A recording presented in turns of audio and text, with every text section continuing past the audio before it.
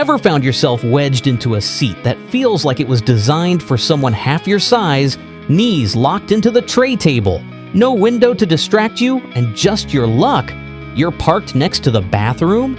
Every time that door swings open, you get a fresh reminder of why you hate flying. A gust of recycled air mixed with mystery smells that no human should have to endure. And as you're shifting in your cramped seat, trying not to make eye contact with the endless line of bathroom goers, you spot him. A few rows up, there's that guy. He's reclined just enough to look effortlessly comfortable. Legs stretched out, headphones on, eyes closed like he's in a spa instead of a flying metal tube. You can't help but wonder, what's his secret? Did he slip the gate agent a $20 bill? Does he know the captain's golf handicap? Or is he some kind of airline whisperer? Here's the reality. He's not lucky. He's strategic. Airlines aren't pulling seat assignments out of a hat, and they're definitely not looking out for you. This is a game. A very specific, very calculated chess match, and if you don't know how to play, you're not a passenger, you're a pawn. They'll gladly slide you into the worst possible spot and charge you the same as someone sitting pretty 3 rows up with better space, less noise, and zero bathroom traffic. This isn't about shelling out for business class. It's about knowing exactly which seats are hidden gold mines, which ones are cleverly disguised traps, and how to grab them before anyone else does. The difference between walking off a flight feeling fine and stepping off feeling like you've spent 6 hours in a medieval torture rack comes down to strategy, not luck.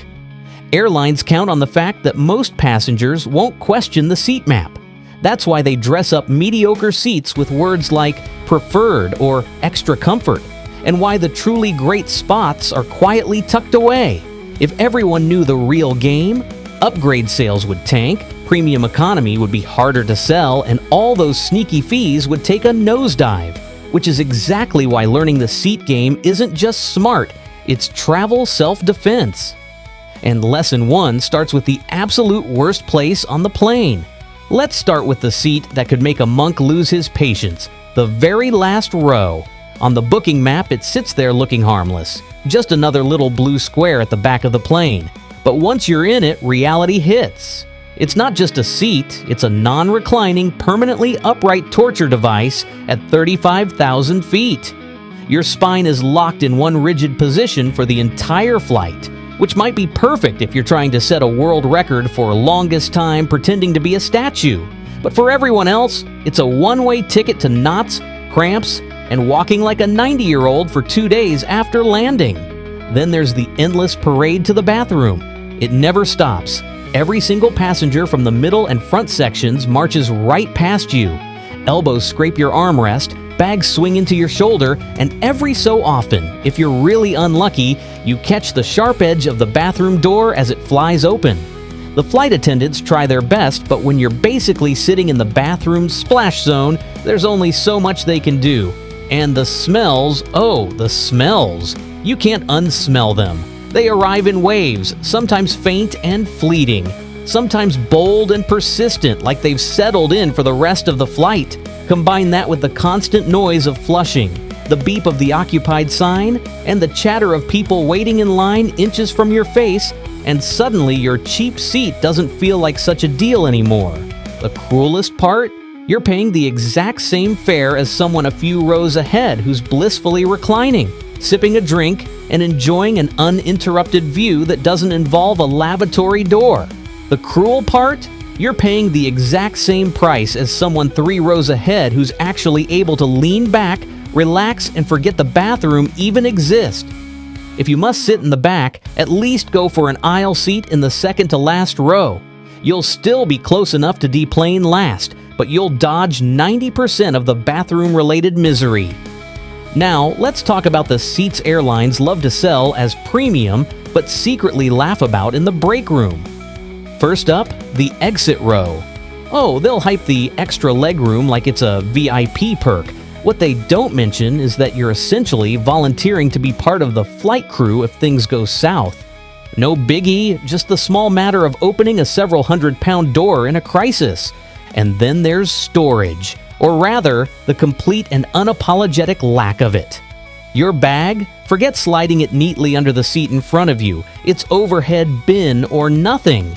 which sounds fine until you're boarding in Group 7, staring down a sea of already stuffed compartments while the gate agent cheerfully reminds you that space is limited and slaps a gate check tag on your carry-on. Congratulations, your carefully packed essentials are now somewhere in the belly of the plane, and you'll be standing at baggage claim watching everyone else walk away while you wait and wait. I learned this the hard way. I once forked over extra cash for an exit row, visions of stretching my legs and feeling like a travel pro dancing in my head, only to have my bag pried for me at the gate because the bins were full. Then, mid-flight, I realized the other perk of sitting by the exit. That big, beautiful emergency door right next to me was basically a glorified ice block. 3 hours of sitting beside a wall that felt like it was leaking Antarctica straight into my seat. But by the time we landed, I wasn't sure if my legs were asleep from the cold or just permanently frozen in place. Bulkhead seats? Oh, they're the same scam dressed in different clothes. No one reclines into you, sure, but your tray table is now a flimsy, fold-out contraption in the armrest that eats into your seat width and wobbles every time you breathe. Your under-seat storage? Gone again. That means anything you want mid-flight, laptop, snacks, medication, is now trapped in the bin above, and you'll be doing the awkward "excuse me" shuffle to grab it. And that screen in front of you, mounted at just the right angle to turn a 2-hour movie into a chiropractor's dream. Legroom is nice, but if convenience matters even a little, this is just an overpriced trap in disguise. Ah, the middle seat, the one spot on the plane where hope goes to die. You're wedged between two strangers, locked in an unspoken but very real armrest war. 1 inch gained on your left means 1 inch lost on your right. Every bathroom trip turns into a carefully timed diplomatic mission.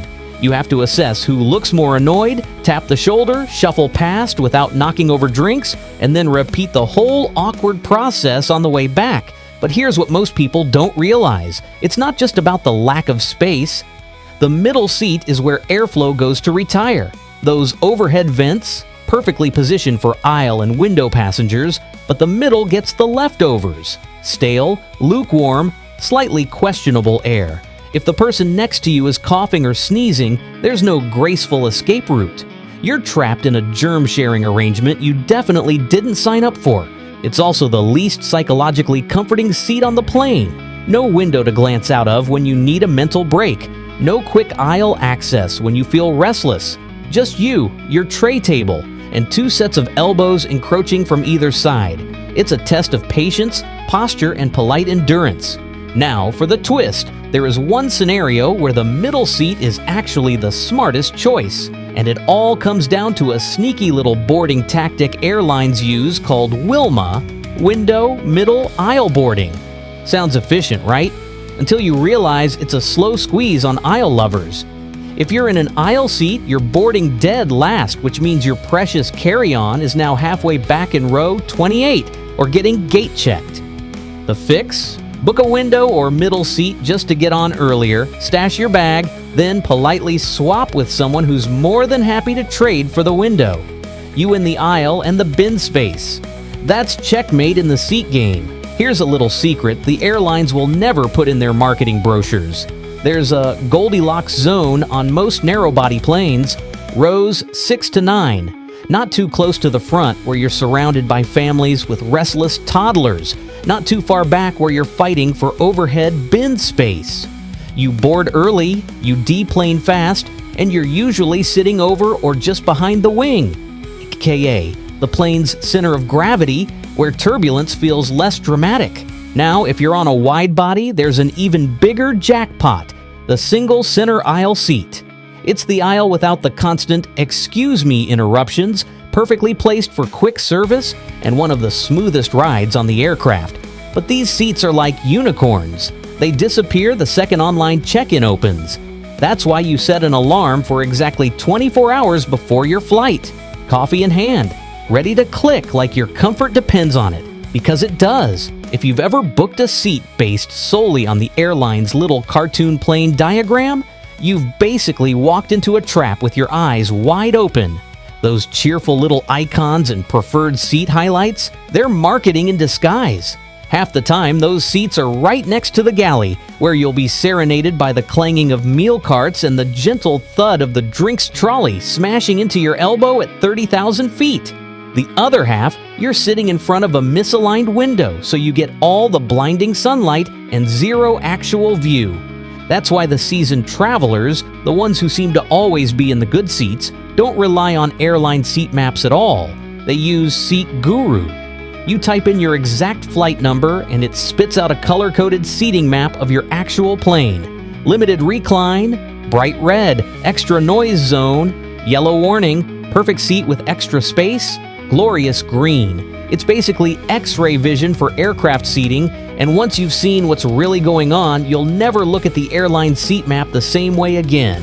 But finding the perfect seat is just the first move in this game. The clock starts ticking the second you pick your target. Airlines keep some of the best seats locked up until check-in opens, and you have to pounce within the first 60 seconds of that 24-hour window. Not 10 minutes later, not after you finish making coffee. The good seats vanish faster than free snacks at a tech conference. And if you want to level up, watch upgrade prices like a hawk. In the last 24 hours before a flight, airlines often slash premium seat prices to fill them. I've seen $120 seats drop to $45 overnight. That's not just a deal, that's buying yourself a better spine for the next 6 hours. Sometimes comfort is worth every penny.